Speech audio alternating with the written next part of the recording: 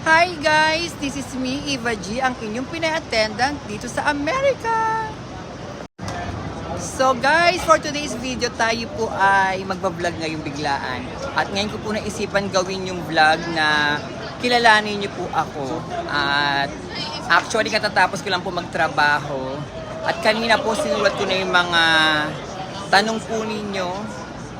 At sasagutin ko po mamaya lahat po nung mga ni-request nyo po. At dadagdagan ko pa po ng iba pa po sa kwento ng aking buhay. Pero ngayon po, hanap muna tayo na bibili ng pagkain para habang nagkukwentuhan tayo, ako may pinapangas o ako may kinakain po. At hahanap tayo ng plaza o park kung saan yun pag pumapasok po ako, yun sa A Day in My Life ko po. Napapasok at pauwi yung mga tinatambayan ko. Try natin makakita ng pwesto po doon. Tapos, doon na tayo magchikahan. No, man, I'm not that rich. Actually, itong area na to, I was busy in, po talaga to. we, like, partied Especially ngayon pa Saturday pa. Look, tingnan niyo po. And I was insanely drunk, and two guys got shot in front of our place. Ayan. So, busy po talaga siya. Pero naisipan kong bumili ng pizza dito. Ang mahal. Namahalan agad. Sandali po, ito po ang price po ng pizza. So guys, dito po kami bumibili ng pizza. Pero dito $10 po ang dalawang slice. May kasama na rin po siyang soda. Ayan po. Medyo mahal siya, di ba po? Pero dun sa part ng Times Square po, meron po dun mga $4, meron din $1.50. Parang $1.50 po ang pizza. Pero ito po kasi yung pizza dito. Marami po talagang bumibili po talaga dito. So, try natin. Kaso nakalagay kasi ano lang 10 a.m. to 5 p.m. So, tingnan natin kung gano'n pa rin yung price niya. Ayan po, daming tao talaga dito. Kasi nasa lugar po ito ng ng Rockefeller po. Parang na-miss ko din mag-McDo. Ang tagal ko na hindi kumakain sa McDo. Puro Jollibee kinakainan kasi. Kasi nga may kanin, di ba? Tayo mga Pilipino kasi may kaya sa kanin. Rice is life. So, ay, naku po, dito parang sa labas, nakita niyo po ba ang haba ng pila? Ay, naku, ayoko na po. Kasi gusto ko kasi, makapagkwentuhan na tayo. Atat na rin ako. Atat na rin ako ba share yung buhay ko po sa inyo. Okay. Ang daming pulis, no? Ay maganda dito kapag may mga ganyan po, tawag dito, marami rin mga nakadeploy na mga pulis, and mga security syempre. At higit sa lahat, ang gagwapo ng mga pulis, di ba? Tawid tayo. So guys, pakita ko lang sa inyo, ayan nyo, di ba? Ang daming kumukuha ng picture, video, para dyan sa Manhattan Henge po. Yung sinasabi ko sa inyo na yung sa gitna, ayan o, kaya ang daming pulis din sa gitna na, ayun na po, pababa na kasi yung araw. Nakita niyo po ba? Ayan, papunta-punta na sa gitna. At ako, naharangan naman tayo ng muhol na to. Ano ba yan? Ano ba yan? Ang daming kumukuha sa kabila, punta na sa kabila, oh. Tingnan niyo po. Grabe, sandali nga ako. Grabe. So finally, ayan, meron tayong food. At first time kong umorder ng food sa Shake Shack. So, dahil di ako makain ng beef, ang in-order ko lang ay chicken. Barbecue chicken sandwich nila. Ito po, first time talaga po ito. At syempre may kasama na siyang ginger ale na small lang. Dahil baka pagkaihi-ihi tayo sa bus mamaya. So, ayan, may ketchup akong kinuha. So, kain na tayo. And at the same time, sasagutin ko po, kukwento ko po sa inyo yung buhay ko. Bali ito po pala, almost $17 na po siya. Ang mahal nyo. Namahalan kung kakain, diba? So, okay. So, ako po si Eva. Umpisa na po natin. Ako po si Eva. Pero sa atin kasi, diba, Eva? Pero sa Pilipinas po, ang tawag nila sa akin ay Ebaw. Ebaw po. Pero dito, ang tawag sa akin nila ay, kasi gusto ko nga yung pangalang Eva, dito pala pag binibigkas dito, pinupronounce po dito ay Eva. So, yun. Kaya, this is Eva G, ang inyong Pinay attendant dito sa Amerika. Yun. Tapos, so sabi, tinatanong ko yung Philippine life. So, mahirap lang po kami talaga. Ayan, ako inunampisa pa. Baka maalaala mo kaya ito. So, sa Pilipinas po, nakatira po kami sa Tondo po. So, sa slum of Tondo, Manila. Charot! Yun, di ba? Sa Velasquez po kami nakatira. So, parang sabihin, ang probinsya namin ay Nueva Ecija, pero dahil nakapag-asawa po ang ate ko sa Nueva Ecija, pero ang wala talaga kaming probinsya. Pero meron kaming binibisita dati nung mga bata kami sa Bulacan. Siyempre nung bata kami, ang Bulacan probinsya pa siya, hindi katulad ngayon, di ba parang ang lapit-lapit na anytime na lang pwede mo siyang puntahan. Tapos, hindi ko rin maalala kung ano yung province ng father ko, ng daddy ko. So, yun nga po pala, kami magkakapatid po ay 5. 3 kaming bilat, charot! 3 kaming babae, kasama yung bunso ko na katulad ko din. Pero ang ate ko, yun, ang panganay namin. Tapos, may dalawa pa kami, may kuya ako. Ate ko, tapos yung kuya nani ko, kuya lengling ko, ako, tapos yung bunso namin. So, 5 kami.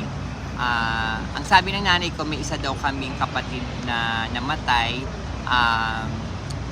na parang pagkatapos ng kuya kong sinundan ko, yun po. Ang sabi nga ng nanay ko, kwento sa akin ng nanay ko, kung nabuhay daw yata yun, wala na kami nung kaming dalawa nung kapatid ko. Dahil ang gusto kasi ng nanay ko, parang yun na yung last. So, ayun nga, may nangyaring hindi yata maganda at nawala. So, kaya nandito kami nung kapatid ko. Ano pa ba? So, ang nanay ko po, nag-aahente lang po siya ng bayad lupa. Yun sa mga lugar lang natin, hindi talaga siya yung parang real estate agent ba yun? Ganon. Pero alam ko minsan na nahikayat si nanay ko dati na magtrabaho sa ganon. Pero kasi nga, hindi rin kaya ni nanay dahil parang nahihirapan siya. Hindi katulad dun sa mga bahay-bahay lang sa lugar namin o sa mga kilala niyang tao, ganun po. Tapos, daddy ko naman po, sa malangit nawa, wala na po si daddy. At yun nga po, nasa bahay lang po si daddy yung time na yun. Ano ba trabaho ng daddy ko nung daddy? Bata ako. Ay, oo, yung parang nangungubra pala. Nangungubra po pala sa parang, ano ba yun? Yung karera ba? Hindi karera eh. Karera ba tawag? Saka yun yun, oh my God, nasa dulo ng dila ko. Pero nawala na yun. Yung parang may hook, tapos may bolang pinupukol na ganon. Ay naku, nakalimutan ko. Kung meron ho nakakaalam sa inyo, nakakaalala ho sa inyo,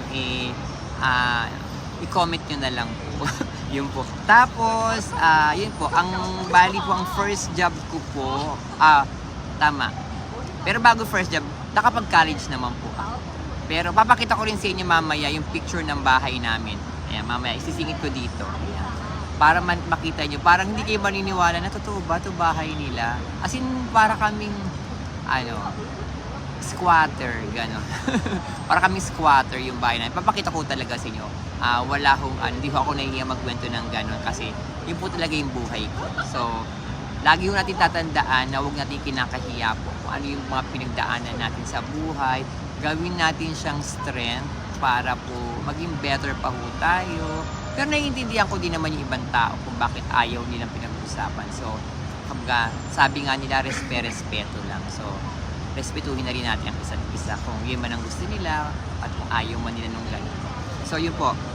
Tapos, nakapag-college naman po ako dahil naging scholar po ako sa church namin. Yun. Ang kinuha kong course po ay dapat magti-teacher ako. Kasi gusto ko talaga mag-teacher nung bata pa lang ako. Tuwan-tuwa na ako yung parang lagi akong yung parang lagi ako nagsusulat ng mga lesson plan, ganun ba. Pero hindi nga ako natuloy kasi nung nabarkada po ako.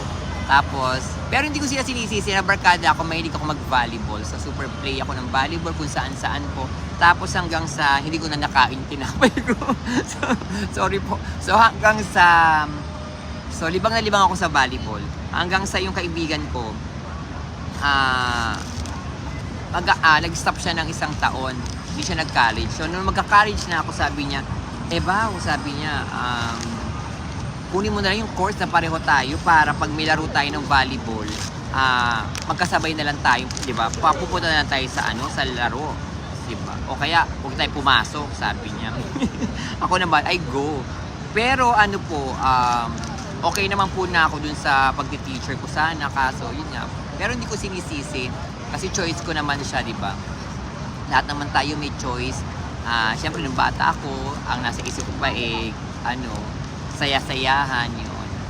Tapos hanggang sa siyempre naawa ko sa parents ko din nung kasi siyempre inaasahan din nila na sana hindi ganun yung course na gusto ko kasi hindi talaga ang kinuha kong course is dental technology sa ngipin. Hindi naman ako mahilig magkutkot, yung may galing yung mga maghulma-hulma ganun. So, to make the story short, hindi ko siya tinapos. Dahil nga, volleyball lang ako ng volleyball. Tapos, pero maganda ang grades ko kasi hindi naman po sa pagmamayabang. Hindi man ako ganun katalino. Pero, may alam lang po. At nung high school po ako, section 1 po ako. Ayan. Ako, pinagyabang ko pa, section 1 ako. Yun. Nag-aaral po ako nung high school sa Nolasco po. So, ayun po. Section 1 po ako. Ipaulit-ulit. Naku, ano ba yun? Masabi lang may pinag-aral. Charot lang po, charot lang. Tapos, ayun po. Ano po ba? Tapos, syempre mahirap ang buhay nung bataan ko. Dahil si nanay nga, sabi ko sa inyo, mali pa lang nilalang yung mga trabaho, lalo kapag legal po ang trabaho. Huwag nating lang. Bilang nag-ahente ho ang nanay, syempre hindi ho madalas nakita ng kita ng nanay sa pagtatrabaho niya kasi kapag may nagpabenta, may pagbibumili lang, ganun po. Ang daddy ko naman po nung time na yun, yun nga, sabi ko, cobrador ng High Alay, ayun pala. Ayun, High Alay. Tapos, minsan may karera din kasama, ganun po. So, kaya masasabi ko na, na hindi rin po ganun talaga kami may pera. Pero ang ate ko po, nakapagtapos po ng college at accountancy. Yun, accounting po ang natapos. Tama po ba kung ganon? Tapos, yung mga kapatid ko, parang yun nga, high school graduate, ganon po. And then, pero may sarili-sarili na rin silang pamilya, maliban sa bunso namin at ako. Ayun. So, ano pa po ba ang kakwento ko sa aking buhay? Nakita niyo po, nag-iisip ako, sasagutin ko na to. Yung Philippine Life, tapos first job ko po sa Pilipinas, sandali. Yun po, sabihin ko po nga pala. Kaya ano rin kami po, parang sala din kami sa food. Natatandaan ko po ang ate ko, nagkukwento sa akin. Marami siyang birthday na pag ini-invite kami o ini-invite siya, hindi daw siya nakaka-attend. Kinukwento sa akin natin ito. Kaya nalulungkot ako pag naaalala ko kasi kahit gusto niya maka-attend ng birthday party, wala. Kasi walang damit, walang magandang, may kahit maayos na tsinelas o sapatos. Hindi ko masabing sobrang hirap kami, pero mahirap talaga. Pero nakakaraos-raos naman kami. Natatandaan ko, dati bibili nakakakain kami ng maayos naman po. Pero may mga times din po na natatandaan ko, bumibili kami ng yung mami na noodles. Tapos, na kami nun, lahat na kami dun sa isang mami na yun. Ganun. Pero pag meron naman kami, pag may pera naman si nanay, ayan, syempre, ang nanay ko, grabe rin ho yan pag may pera ko. Syempre, gusto niya, pag bumili yan, mama, manggay, malalaking mangga, tigi-tigi sa kami, tapos ang ulam, masasarap talaga. Syempre, ganun po talaga ang parents, yung mga magulang natin. Hanggat pag meron pera, kailangan din talagang binibigay din nila sa mga anak nila. Pinaparanas din nila sa anak nila yung masasarap na nung mga time na walang pera, nagtitiis, tapos yung pakakainin naman ng masarap. Okay. Ang unang trabaho ko po, ano po ba? natatandaan ko, ang unang pinasok kong trabaho is yun, namimigay ng flyers. Oh, yun, sa kalsada. Totoo po yan. Baka sabihin ako, hindi naman totoo yan. Yun po. Kasi meron parang meron kakilala ako na meron yung agency na sabi niya na parang baka gusto niyo ng naghanap siya ng mga trabahador. Tapos, yun nga, mamimigay doon ng flyers, ganito. Tapos hanggang after noon, nung namimigay kami sa kalsada, napunta kami sa palengke. Ngayon magbebenta na kami ng mga hotdogs. Tapos meron kaming kasama nakasuot na pang mascot ng hotdog. Parang bet din nilang ipasuot sa akin nung time na yun. Hindi ko matandaan kung nasuot ko ba ng one time o... Pero nasa palengke po opo, nagbebenta kami. Nakalimutan ko na rin kung anong tawag dun sa sausage, sa hotdog na yun. Pero dahil dyan pakagat muna po, gutom na ako.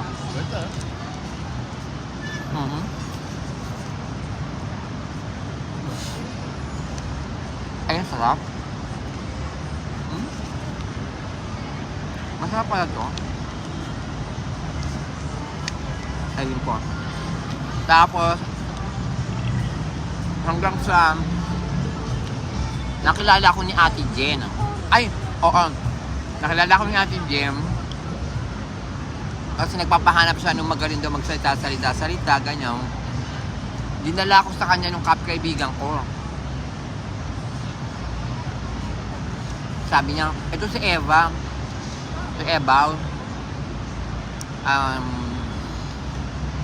Kunin mo. Try mo, baka matuwa ka. Siyempre, pag mga katulad namin, mga transformer, di ba karamihan makuda? So, yung pala mag-spill pala. So, natuwa naman siya kasi, nagustuhan niya ako kasi ang naman nun, noong time na yun, ang pinopromote naman nila, yung bagong parang kalaban ng loto na minimum number tapos isang letter ang tatayaan mo, gano'n. So sa mall kami, kumukuda. Ay sir, try niyo po itong ganito. Ay, Magic 5. Hindi pala Magic 5 kung tawagin mo. Try niyo po itong Magic 5, ganito. Pumadali lang po, kasi limang numbers, tapos ganyan. Hanggang sa nagtuloy-tuloy na yung project ko dun sa agency na yun, Utopia, ang pangalan, Utopia. Tapos hanggang sa pupunta na kami sa mga schools, tapos may mga dala kami safeguard, gano'n, nag-i-spill kami kung paano ang tamang yung pag-hand wash, ganyan. Tapos hanggang sa nagkaroon na kami ng mga parang parang meron pa kaming SIM card na Sun. Tapos meron kaming parang buong araw sa school. Meron kami may mga product doon na parang Sun Cellular na SIM card, tapos Levi's na damit, tapos marami, may mga Jack and Jill na mga chichirya, ganun po.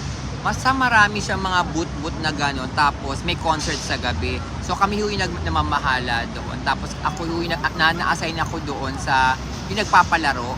Ang eksena is basketball. Isang malayong shoot mo, mananalo ka ng cellphone na nakalimutan ko, basta di keypad na ganun pa. Pero kapag malapitan lang, kailangan 2 shoot, pero ang mapapanalunan mo yata tumbler, ganun po. So yun po, kuda ako ng kuda. So ayun na nga po, yun po, magsasalita lang ako na pag gusto nila maglaro, sabihin ko sa kanila yung mechanics ng laro. Tapos yun po, natatakan ko lang yung mga, kasi meron kami parang passport, kung gano'n. Kung nakapaglaro ka, natatakan ko lang sila. Pero dahil napakabait ko na, kung ngayon ko chismis to yung mga estudyante pala. Yung pala sa Tumblr, kailangan di ba 2 shoot? Kahit isa lang yung nasushoot nila. Pag nakita ko, naawa ko kasi parang gustong-gusto nila yung Tumblr, binibigyan ko talaga. Binibigyan ko, Ate Jen, pasensya ka na kung nanonood ka man. Yung gano'n, binibigyan ko talaga kasi naawa ko, parang alam mo yun, hindi sila parang, ayaw nilang umalis talaga. Kaya, pero palihim kong binibigyan kasi baka mamaya lahat maghingi. Kaya sumbong ako na, ba't siya binigyan, ganyan, di ba? Kasalanan ko. So, nasabihin ko po muna sa bibigyan kita kasi alam ko, nakita ko sa'yo, ganun, gusto mo, kaya bigyan na kita, ganun. Tapos, okay. Move on na tayo sa first job natin. Tapos, ano pa ba? Yung paano ako nakapunta dito sa Amerika? Nakapunta po ako sa Amerika dahil po ako ay sa K1 fiancé visa. So, meron po akong fiancé na nakilala through dating app 2016. Pero ayoko muna hindi ko muna kwento sa inyo yung buong story ng buhay namin dalawa, kung paano lang muna po ako nakapunta. Kasi ikukwento ko rin ho sa inyo yun. Para ibang kasi mas mahaba pong paliwanagan po yun. Pero maganda naman po. Ayun. Yun nga po, nakarating ako dito by K1 Fiancé Visa ng 2016 din. 2017 una kong punta po. Tapos pagdating ko po doon sa aming lugar, nalungkot ako, na homesick ako. So umuwi rin ako ng 2018. Bali 2 months lang din po ako. Kasi dumating ako dito December ng jet ng 31 ng gabi, putukan mismo, nasa aeroplano ako. Pagbaba ko sa Pilipinas, January 1 na. Yun po. Tapos, that's 2018, 2019, 2020, 2019 apply uli yung papel ko, 2020 na-approve uli ako. Tapos naabutan ako ng pandemic dahil 2020, di ba po nagka-pandemic. 21, wala talaga. 22, yun na. Lumabas yung papel ko na pwede na raw ako mag-medical. Kasi yun, medical uli ako, ganyan-ganyan. So to make the story short, yun, nabigyan uli ako ng K1 Fiancé Visa. Nakakatuwa lang kasi halos nung unang tinanong din ako sa interview ko, ang tanong lang sa akin parang saan kami nagkakilala at parang anong favorite color yata. Parang ganun lang. Napakadali lang. Parang dalawa lang tinanong sa akin. Tapos wala na. Sabi sa akin lang, okay, congratulations, your K1 Fiancé Visa is approved. Saan ganun aga. Tapos ang pangalawa naman, ang tanong sa akin, bakit hindi? Kasi di ba po, kailangan kasi pag K1 Fiancé Visa ka, within 90 days kailangan makasal ka, di ba po? So ang tanong sa akin nung pangalawa, bakit hindi ka nakasal? Sabi ko na homesick po kasi ako. Ganito, ganyan. Ang sabi niya, okay. Sinabi niya sa akin, okay, your K1 Fiancé Visa is approved, but promise me, sabi niya, this time magpapakasal ka na. Sabi sa akin, yun lang po, promise po. Kaya sabi ko, thank you so much. Sabi ko, thank you po. Yun. Tapos, okay. Sabi ko sa inyo, sa susunod na yung kwento ng buhay kong gano'n. Kasi aabutin tayo ng pagkahaba-haba. Dalawa pa lang yung nasasagot ko sa tanong niyo. Ang dami ko ng kwento.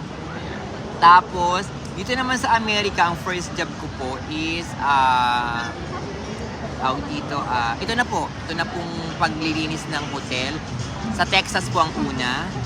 Tapos, pero nga pala nakalimutan ko, nakalimutan ko, bago pa ako pumunta dito sa Amerika, nakapag-aral din po ako ng caregiving. Ako po ay caregiver sa Pilipinas. Graduate po ako sa Metropolitan Hospital. So, po ako. Ay, di sa pagmamalaki din uli, parang pangalawa ako sa klase namin. Ganon! Ganon, pangalawa ako sa klase namin na masabi kong sabi ng boss, ng boss ko, ng professor ko, gano'n. Tapos, syempre nakapag-OJT ako sa Hospicio de San Jose. Sa Hospicio, syempre nag-alaga ako ng mga baby. Nag-alaga ako ng mga person na may special needs, di ba? Pag naalala ko yun, ayoko na. Sandali, naluluha ako. Yun. Kasi nakalimutan ko na siya, pero pag naalala ko talaga, hindi kasi maliban sa mga baby, saka yung mga bata na nakakapag mga 2 o 3 years old na nakakapaglakad na iniwan na ng mga magulang o tuloy ako. Naiyak tuloy ako. Yun, nakikita mo sa kanila na walang kamuang-muang yung mga bata, parang, pero ang saya pa rin nila. Tapos yun naman mga may person na may special needs, kailangan lang talaga ng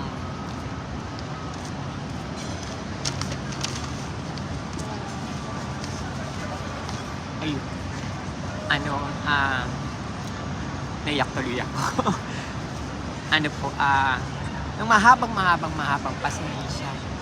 Tapos, lalo akong naiiyak kapag naalala ko yun. Nung napunta na ako sa mga matatanda, sa mga elderly, na nag-aalaga na ako ng matatanda, na pagising pa lang sa umaga, papaliguan mo sila kasi nga kumalat na yung mga dumi nila sa katawan kasi di ba mga nakagano. Tapos pag nakipagkwentuhan ka na sa kanila, kahit paano ko ba sasabihin yun? Kasi hindi naman nila ikukwento yun kung hindi nila naaalala yung iba ko. Although kung iba man, baka yung iba para na-invento na lang nila o baka dahil nga iba na yun, baka naiisip nila. Pero kasi ako naniniwala ako na ang tao, kahit na ano ba mangyari, makakapagkwento siya kasi baka dinanas niya yun o kaya nangyari talaga sa buhay niya yun. So every time nagkukwento sila nanay, ganito, ganyan, mahirap pala talaga, no, yung parang, mahirap pala yung gano'n yung loob mo, di ba? Tapos hanggang sa magbibingo kami kasi magpapalaro ako. Tapos ako yung sasabihin ko, ang mananalo po ay tawag dito, magkakaroon ng 40 pesos, kaya 50 pesos gano'n. Pero jowa ko na yun, yung fiancé ko, kaya kahit paano may pera na ako noon. Kaya kasi syempre pinadadalan ka, ganyan. So yun po, pag nandun ako, nagpapalaro ako, nagbibigay ho kami. Share naman kami ng mga kaklase ko. Tapos, syempre, mas malaki ako ng konti kasi nga, gusto ko, may pera sila eh. Para makabili sila ng gusto nila, papautos daw sila sa labas, tapos dadalhin sa loob. Kasi bawal silang lumabas po, di ba, sa hospice. So, papautos lang sila, tapos yung pwede na silang dalhin yung pagkain na pinabili nila kung anong gusto man nila. Yun, pasensya na kayo, naiyak pa ako. Tapos, iyakin ho talaga ako. Masyado ho talaga ako. Tapos, dito, yun nga, first job ko, sa Texas po, tagalinis na rin po ako. Home housekeeping po, room attendant din po. Tapos, paglipat ko po dito dapat sa muna ako sa Michigan. So, sa Michigan, pakagat nga ulit. Sa Michigan naman po, doon nakataling kaibigan ko na nakakatuwa lang, kapitbahay namin siya sa Tondo. Na hindi namin akalain, nagkasama talaga kami sa Amerika. Tapos doon dapat nang trabaho. Kaso nangyari, yung mga trabahong in-applyan ko, bang hapon yung nakukuha ko. Walang maghatid sa akin sa hapon. Lahat sila pang umaga. Nahiya naman akong balikan ako ng asawa niya. Tapos, iyahatid lang ako. Ang bahay nila, parang 45 minutes dun sa downtown. So, nakakaya, di ba po? So, hanggang to make the story short, napunta ako dito sa New Jersey. Tapos, nag-apply po ako through Indeed. Nakita ako, biglang may tumawag sa akin. Pilipina. Siya pala ang may hawak ng housekeeping department sa Margaritaville. Yung una. Pag tinawagan niya ako, tapos sabi niya, "Hi, ikaw ba si Eva?" Ganyan, punta ka dito, dali, interviewin kita, ganyan.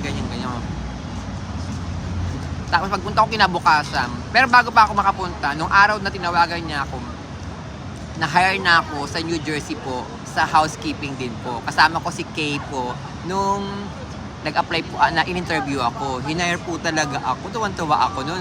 Pero mas nakakatuwa pala, nung pag-uwi namin, tinawagan ako, nung boss ko ngayon. Yun nga po. Tapos, pag kinabukasan, pagpunta ko, kinausap niya ako, pinaliwanag niya sa akin, pero hindi kita pinipilit, sabi niya, basta kung gusto mo magtrabaho dito, ganito, ganyan. Siyempre, Pilipina, di ba? Parang, hindi dito na ako, ganyan. Ayun na po, nagsimula na ako magtrabaho po sa Margaritaville as a room attendant. Tapos hanggang sa, 2 years din ako mahigit, almost 3 years ako, tapos, yun po. Hanggang ngayon po, may bago po ako trabaho. Kasama ko rin po uli yun. Yun po. Yung pong boss ko na yun. Tapos, ano pa to? Ang mga na-visit ko lang pong lugar dito kasi nung 2017, nakapunta ako sa San Diego, California. Pero nag-aral yun, ano po, parang 1 week na nag-aral yung asawa ko po. Ganun po. Ayan po. May asawa po ako. Yun. Tapos,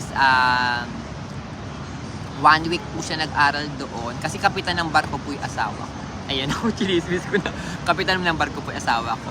Tapos, ano ba sabihin ko? Yun. Kaya ako nakapunta doon. Pero hindi kami nakapag-ikot-ikot kasi papasok siya sa morning, tapos darating siya ng hapon. Ako naman nasa loob lang ako ng hotel. Dahil nga bago lang ako, tatakot ako. Hindi ko alam kung saan ako pupunta, di ba? Wala akong kalam-alam sa Amerika dahil nga 1 month pa lang ako yata nun doon, dito. Tapos yun na. Kaya, ang napuntahan ko lang noon, maliban doon sa hotel namin, sa harapan may TJ Maxx. Tapos, ganun lang yun, parang ganun yun lang yun, no. Wala akong ano. Pero nakita ko nga pala yung kaibigan ko doon sa San Diego, California na kababata ko. Nung nalaman niya, doon ako pinuntahan niya ako, yun, naikot niya pala ako ng gabi. Nag-ikot-ikot kami sa yung mga kaibigan niya, kakilala niya, na makatulad din namin, ganun po. Tapos kung pinakain niya ako sa buffet, yun po. Tapos ano pa ba? Tapos nakabisita rin ako sa, ano po ba? Magulo po ba kwento ko? Pasensya na kayo, patalon-talon po Tapos nakabisita rin ako sa Virginia. Pero nadadaanan ko rin naman po ang nadaanan ko lang ang Washington DC. Kasi di ba ganun. Tapos ano ba napuntahan kong lugar? Saan ba ako nakapunta? Parang yun palang yata. Nakapunta na ba ako sa ano? Wala man ako napuntahan. Houston, Texas. Yan, Texas, taga nung kasi ako yun. Yun. So, wala pa po palang masyado. Pero karamihan po, pag nagtitrain ako, nadadaanan ko po. Bawa, hihinto sa Dallas. Pero, 5 minuto lang. Pero at least, hindi ko masasabi na bisita ko siya kasi huminto ka lang, di ba? At nasa train station ka lang. Yun po. Tapos, ano pa ba? Baka may nakalimutan ako Nakalimutan ko na ulit kumagat. Ano po, ano pa ba? Wala pa pala, yung palang yata. Michigan. Siyempre, New Jersey, New York, Virginia, San Diego. Yun lang pala. Since, paano ito mo, nakalimutan ko na. Nag-Japan din po pala ako nung kabataan ko. Nag-Japan din po ako. Tatlong alis din po ako. Tapos, nakapag-Singapore din po ako. Nag-Malaysia din po ako. Yun po, yung mga nagtrabaho. Sa Malaysia, nagtrabaho po ako sa salon. Sa parlor. Tapos sa Singapore, nagtrabaho po ako sa restaurant. Taga-deliver po ako ng food sa mga Pilipina na pub. Pero nagtrabaho din po ako sa pub before. Inom-inom. Mahina ang lola nyo sa pag-inom-inom. Ang labanan dun, paramihan kayo ng alak na maiinom, yun ang sahod nyo. Ganun. So, yun po. Pasensya na kayo pag may naalala na lang po ako, binabalikan ko po. Tapos, future plans. Syempre, kung mabibigyan ng pagkakataon, gusto ko mag-alaga na lang din uli. Kasi nakapagod po kasi yung trabaho ko. Nakita niyo naman po pag nagkukwento ako, laging pagod na pagod ako. Nako. Dito tayo sa future plans. Ano ba? Siyempre gusto ko kasi makabili ng bahay sa Pilipinas. Gusto kong makabili tapos kami magkakapatid sama-sama pa din. Although may bahay naman kami ngayon na pinagawa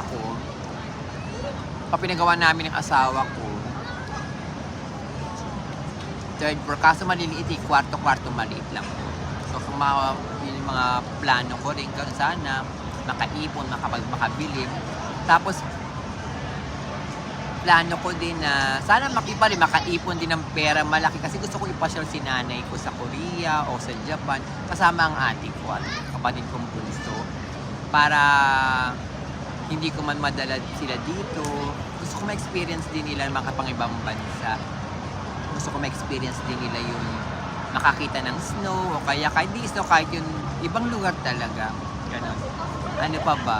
Actually, wala ko talagang yung mga basta yun lang yung mga naiisip ko madalas. Tapos, syempre magka-business para kahit pa paano hindi na rin ako yun, nahihirapan din na isang kakatrabaho. Ganun po. Tapos, pero syempre sana gusto ko rin makahanap ng trabaho na magaang o kahit yung pagki-caregiver na rin. Kasi, totoo lang po, nakakapagod po talaga yung trabaho ko. Everyday po naglilinis kami ng pinakamababa na yung 15 rooms.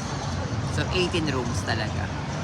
So, isipin nyo yun, pag pumasok ako pagpasok mo, pag clock in mo, nakuha mo yung papel mo, linis na ho yung dire-diretso. Makakapagpahinga ka na lang po kapag break time mo. Kaya payat din po ako. Kahit kasi kumakain ako, yung pagod ko na maghapon ka nakatayo na linis, walang kumpay sa paglilinis mo, diba? Pag natapos may isang kwarto, diba? Kasi check out, 8 check out, 10 check out, napapahinga ako malalim. Kasi yung check out ko talaga, linisin mo na naman ng umpisa lahat, diba? Kaya, kapagod ko talaga. Kaya kung meron naman akong pagkakataon, sana makapag-caregiver ako, naghahanap. Kasi dito po, tawag dito, kailangan meron kang certificate galing dito, nag-aral ka. Sa akin sa Pilipinas. Pero, share ko lang din po, na-hire ako sa Margaritaville nung boss kong Pilipinas. Pero nakapag-apply din po ako sa hospital dito sa New Jersey. At nagkataon, nung nagsisimula na po ako sa Margaritaville, siyempre bago pa lang naman ako dito sa Amerika, hindi ko ba alam yung mga ganung eksena. Na-hire naman po ako sa hospital. Parang patient care, ganun po ang eksena. Yun, in-apply ako. So, na-interview din po ako, gano'n, na-hire po ako talaga, pati HR, pati requirements na pasa ko. Kaso akala, parang nahiya ako sa boss ko kasi na pinaglaban kasi niya kasi ako. Dapat nung hinar kasi ako sa Margaritaville, dadaan na ako sa hindi ko lang parang union, parang hindi ko lang kung isang ba yun, hindi ko lang parang agency, parang gano'n yata. Pero pinaglaban niya ako, sabi niya, direct hire ko to. Ganon. Direct hire niya ako. Kaya sabi niya, kailangan ipakita mo talaga na karapat-dapat ka. Yung parang ginagano niya ako kasi pinaglaban kita. Tapos nung naalala ko yun, kaya sabi ko, ay, nahiya naman ako na parang kasi simula ko palang aalis na ako dahil nga na-hire ako din sa hospital. So hindi yun, kaya hindi ko po siya tinanggap. So yun, kaya ngayon, isang masakit ang katawan. Charot. Pero hindi ako nagsisisi kasi ang ganda rin, ang bait po ng boss ko, sobrang bait po. Sobrang bait ng mga managers namin. Pamilya yung touring sa amin. Kaya yun. Kaya nakita nyo, ang katawan ko, ang laki-laki na, pati braso ko. Yun po. Ano pa ba? Yun po. Ang aking... marami naman akong future plans. Kaso, yun. Siyempre kung tawag dito, siyempre makapag-travel, di ba po? Yun, dito rin sa Amerika, maliban sa Asia. Gusto ko talaga rin mapuntahan yung mga katulad yan. Switzerland. Ayun, Switzerland, gusto ko yan. San Francisco. Kasi nanonood po ako ng On the Wings of Love ni James Reid saka ni Nadine nakaraan. Sabi ko parang ang ganda-ganda naman ng mga lugar doon. Sabi ko ganun. Tapos, basta syempre, LA, Florida, ano pa ba? Las Vegas ba? Hindi ko na matandaan kung saan pa yung sa Washington DC. Pero syempre gusto ko mapuntahan talaga ang Japan uli, ang Korea. Yan, gusto ko sila mapuntahan. Gusto ko rin mapuntahan uli ang Singapore, di ba? Alalahanin ko yung mga, di ba, yung mga kung saan ako nagtrabaho. Lalo na ang Japan, miss na miss ko ang Japan. Kung meron man akong na lang po, may dadagdag na lang po ako mga future plans ko. Napakarami po eh. Baka abutin tayo ng kung siyam-siyam dito. Kasi, ano po, yun nga, kung papalarin, basta kung papalarin ko sa Amerika, magagawa ko po lahat yung gusto kong gawin sa buhay ko po at sa pamilya ko po. Ayun po. Tapos, magkano rin yung rent ng bahay ko? Hindi ko po masabi kasi wala akong permiso dun sa may-ari ng bahay kasi baka mamaya iba-iba kami baka kasi may mangupahan kasi iba yung bayad sa kanya, baka magkaroon ng problema. Pero ang i-share ko po sa inyo, yung mga kilala ko. Yung kilala ko na katulad nung inuupahan niya, na katulad ng kwarto lang din kwarto lang po yung sama-sama kayo sa isang bahay pero may tigil kanya kay kwarto. 800 po ang isang tao o kaya 900 po. Ganun po. Dollars. Ang laki. Ganun po kamahal. Kasama naman na po doon ang kuryente at tubig. Kaya medyo okay na din. Hindi po sa akin dun sa kanya sabi niya okay na din daw po. Kasi kapag bukod pa yung tubig, kuryente niya, baka mas papamahal pa siya. Tapos may ano pa siya, yung may-ari ng bahay na may internet, kasama na rin daw po yun. Kaya bongga na din daw po. Tapos may kaibigan ako, ang nire-rent naman niya po apartment, $1,500 per apartment. Studio type po. Mahal no? Para yun, ang mahal, diba? Kasi may sarili ka na rin, Pero pala yung sinasabing kwarto-kwarto, shared bathroom din po kayo, Pero ganun lang po, yun. Yung apartment na one bedroom, may 1.5. Pero meron kasi ako nakikita sa TikTok, yung mga parang video na yung rent ng ganito, parang ang laki-laki na 1,200 lang. Hindi ko alam kung totoo po ba yun o baka mamaya charot-charot lang, diba? So, pero ganun po, kasi yung kaibigan ko siya mismo, siya yung nangungupahan na sa one bedroom na studio type na 1.5 po. Tapos kapag sinamahan niya ng yung parking sa baba, sa loob po, parang magiging almost 2,000 po yata yung babayaran niya. Ang laki, 100,000 din mahigit. Ganun po. Pag may sarili kang parking, di ba? Kasi yun po ang mahirap kasi sa New Jersey, yung parking po. Pag uwi mo sa kalsada po, di ba? Puunuan na. Kaya kung may sarili ka sa loob, yun nga lang, ang laki ng bayad. Yun po. Tapos, ano pa ba? Sa makakahanap ng trabaho, sa Indeed, katulad sinabi ko po, nag-sign up ako sa Indeed, tapos sinend ko lang po sa Indeed lahat po yun ang resume ko. Tapos nagtingin ako kung anong mga work, housekeeping, ganun po, room attendant. Tapos nung nakita ko kung ano yung mga ganito, ganyan, sinend ko lang po sa kanila. So magkano po ang sahod? Ang sahod po, depende po. Sa New Jersey po, medyo mababa po ang sahod ng room attendant o housekeeping. May 21, may 19, may 18, ganun po, per hour po. Pero dito po sa New York po kasi, syempre, mahal din ang eksena dito, mahal din ang bayaran dito, mahal din po ang pagkain, di ba po? Kaya po, lagi nagbabaon ng mga tao dito ng nilutong pagkain kasi katulad lang nito, tignan mo, $17 na tinapay siya. Di ba? Hindi ka pa mabubusin. Hindi ka pa mabubusin ng bonggang-bongga kung Pilipino ka, di ba? Tapos, nag-start ang sahod ng mga room attendant dito sa New York. Makita nyo naman po nag-start kasi Indeed, $29 po.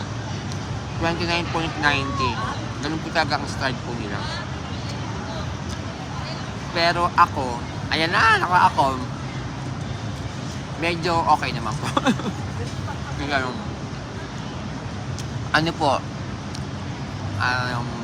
sa Margaritaville, medyo mataas na po talaga.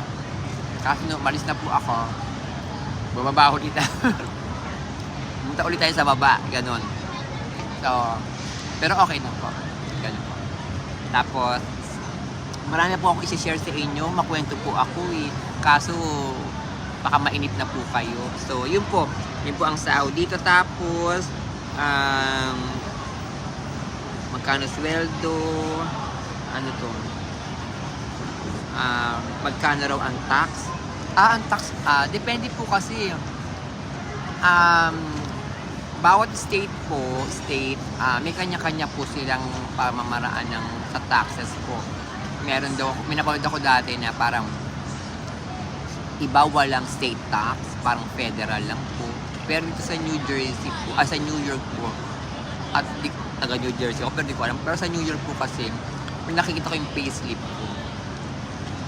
May federal, may state, may yun nga, social security, may chemical, ang dami po, ganun. Kaya ano din po, malaki rin po talaga yung kaltas po talaga. So, yun po ang mga taxes po. So, parang hanggang doon lang po yata yung mga tanong na nakuha ko. So, pasensya na po kayo guys. Sana po, naaliw po kayo at kung gusto niyo po ng part 2, magbigay lang po kayo ng mga tanong, na mga kung ano-anong tanong po.